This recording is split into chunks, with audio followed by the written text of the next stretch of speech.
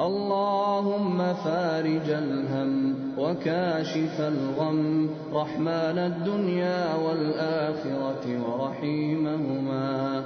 اللهم فرج هم المهمومين ونفس كرب المكروبين واقض الدين عن المدينين واشف مرضانا ومرضى المسلمين. اللهم اشف مرضانا ومرضى المسلمين. اللهم اشف مرضانا ومرضى المسلمين برحمتك يا أرحم الراحمين. اللهم اغفر للمسلمين والمسلمات والمؤمنين والمؤمنات الأحياء منهم والأموات